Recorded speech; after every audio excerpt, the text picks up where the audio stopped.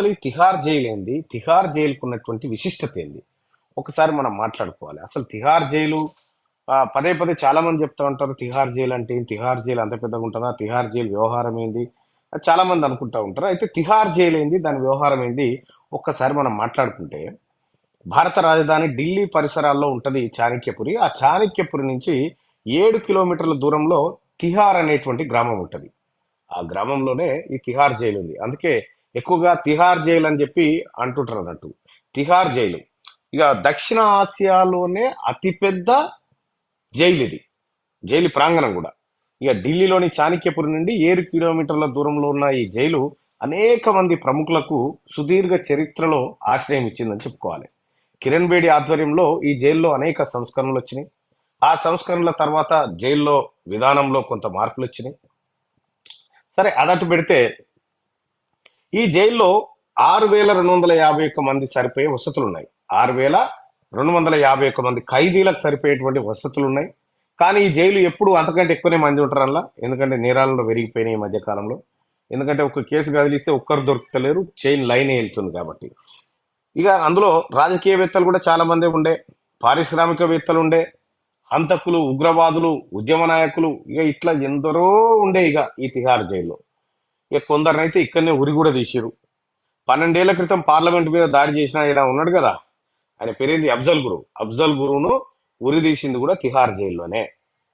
మాజీ ప్రధానమంత్రి ఇందిరాగాంధీ హత్య కేసులో ఉన్నటువంటి కెహార్ సింగ్, సత్వంత్ సింగ్లు కూడా ఈ జైల్లోనే వాళ్ళని ఉరి తీయడం జరిగింది.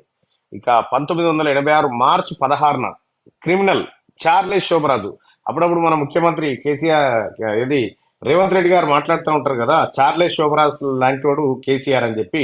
అసలు ఈ చార్లెస్ శోభరాజ్ ఎవరు, ఏం కథ అనేది ఇంకో ఎపిసోడ్ లో చూద్దాం. కానీ చార్లెస్ శోభరాజును ఈ జైల్లోనే బంధించడం జరిగింది. అయితే 1986 మార్చి 16 తారీఖు నాడు ఆయన ఈ తిహార్ జైలు నుంచి తప్పించుకున్నాడు.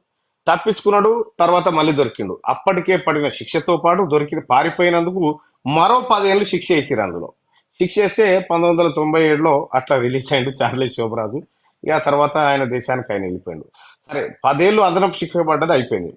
అట్లాగే అస్సాం మాజీ విద్యాశాఖ మంత్రి రిపున్ బోడా డానియల్ టాప్నో హత్య కేసులో ప్రధాన నిందితుడు ఆయన 2008 జూన్ 3న సిబిఐ బోరాను అరెస్ట్ చేసి ఇదే జైలుకు తీసుకొచ్చింది. ఇక డిఎంకే ప్రముఖులు కూడా చాలా మంది ఉన్నారు. కేంద్ర మాజీ మంత్రులు ఏ రాజా, కనిమొలి, వినోద్ గోయంకా, షాహిద్ బల్వా, సంజయ్ చంద్రలను ఈ 2G స్పెక్ట్రమ్ కేసు ఏదైతే ఉందో ఆ కేసులో అరెస్ట్ చేయడం జరిగింది. ఇదే జైల్లో కూడా అప్పుడు పెట్టడం జరిగింది. అంతేందుకు ఒలింపిక్ గేమ్స్ కు సంబంధించినటువంటి కుంభకోణంలో కూడా ఈ తిహార్ జైల్లోనే వాళ్ళు పెట్టడం జరిగింది. ఒలింపిక్ అసోసియేషన్ మాజీ అధ్యక్షుడు కేంద్ర మంత్రి సురేష్ కల్మాడిని 2010లో జరిగిన కామన్వెల్త్ గేమ్స్ లో అవినీతి ఆరోపణల కారణంగా అరెస్ట్ చేసి ఇదే జైల్లో తరలించారు. ఇక పార్లమెంట్ లో అవిశ్వాస తీర్మానం సమయంలో డబ్బు ఎరచూపి ఎంపీలను ప్రభావితం చేసిన ఆరోపణలపై సమాజ్వాదీ పార్టీ మాజీ సభ్యుడు అమర్ సింగ్, ఆ తర్వాత అరవింద్ కేజ్రీవాల్ను అరెస్ట్ చేసి ఇక్కడ ఉంచారు. హర్యానా మాజీ ముఖ్యమంత్రి ఓం ప్రకాష్ చౌతాలాతో పాటు అతని కుమారుడు అజయ్ చౌతాలా అవినీతి కేసులో ఈ జైల్లోనే ఉన్నారు. ఇంకా అంతేకాదు, ఈ జైలు మొత్తం 400 ఎకరాల విస్తీర్ణంలో ఉంటుంది ఈ తిహార్ జైలు. ఈ తిహార్ జైలు అత్యంత ఫేమస్ జైలు. ఇక్కడ తిహార్ జైలు అంటేనే ఇప్పుడున్నటువంటి చంద్రశేఖర్ ఎవరైతే ఉన్నారో, కవితకి నెయ్యి డబ్బాలు పంపించినా అని చెప్పి చెప్తున్నటువంటి చంద్రశేఖర్ ఎవరైతే ఉన్నాడో, కవిత గారిని మా అక్క అని చెప్పి ఆయన ఓన్ చేసుకుంటా ఉండు సుబోధ్ చంద్రశేఖర్, ఆయన కూడా ఇప్పుడు తిహార్ జైల్లోనే ఉన్నాడు. అయితే తిహార్ జైల్లో గతంలో తిహార్ జైలు అంటే బాగుండదని చెప్పి కిరణ్ బేడి గారు వాళ్ళు ఎవరో వచ్చిన తర్వాత తిహార్ ఆశ్రమం అని పెట్టింది దాని పేరు. తిహార్ ఆశ్రమం అని పెట్టినా ఏది పెట్టినా కూడా ఆశ్రమంలోకి బయటకు వచ్చే పరిస్థితి అయితే ఉండదు. అయితే కల్వకుంట్ల కవిత గారు మొట్టమొదటిసారిగా మొత్తం దక్షిణ ఆసియాలోనే అత్యంత పెద్ద జైల్లోనే అడుగుపెట్టింది. ఈ చిన్న వాళ్ళ కుటుంబానికి ఆనయ్య కూడా, ఈ చెంచల్గూడ, ఈ చర్లపల్లి లాంటి చిన్న ఆనయ్య వాళ్ళకు కూడా వాస్తవానికి కూడా ఇంత పెద్ద జైల్లో పెట్టిరు. అయితే కవితకు ఎప్పుడైతే కవితను తిహార్ జైలుకు తరలించాలని చెప్పి రౌసవెన్యూ కోర్టు చెప్పిందో ఆ క్షణమే తిహార్ జైలు మరోసారి చర్చకు వచ్చింది అన్నట్టు. చార్లెస్ శోభరాజ్ అని చెప్పి ఉంటాడు. చార్లెస్ శోభరాజ్ ఎవరంటే విదేశీ టూరిస్టులను హత్య చేసి వాళ్ళ దగ్గర నుంచి డబ్బులు లాగి వాళ్ళని ఇబ్బంది పెట్టేటువంటి వ్యక్తి చార్లెస్ శోభరాజు. అయితే ఈ చార్లెస్ శోభరాజును కూడా ఇదే తిహార్ జైల్లో వస్తే శిక్ష అనుభవిస్తా ఉన్నాడు. వాని కర్మగాలి 1986ల వాడు గోడ దుంకి పారిపోయే ప్రయత్నం చేసిండు, లేకపోతే ఇంకో రకంగా తప్పించుకునే ప్రయత్నం చేసిండు. చేసిన ఇంకొక 2-3 ఏళ్ళు అయితే వాని శిక్ష అయిపోయేది. వాని కర్మకాలానికి వాడు ఉరికిండు, మళ్ళా కలకత్తాలో దొరికిండు. కలకత్తాలో దొరికిన తర్వాత మళ్ళీ తీసుకొచ్చి పాత శిక్ష ప్లస్ కొత్తగా 10 ఏళ్ళు మళ్ళీ వేసి 12 ఏళ్ళ శిక్ష వేసి అలా పెడితే 1997లో రిలీజ్ అయ్యి మళ్ళా పోయిండు. చార్లెస్ శోభరాజును మించిన ఇంటర్నేషనల్ మర్డరర్ ఇక ఉండడు. అందుకే కేసీఆర్ గారికి ముఖ్యమంత్రి రేవంత్ రెడ్డి గారు చార్లెస్ శోభరాజ్ అని పేరు పెట్టిండు.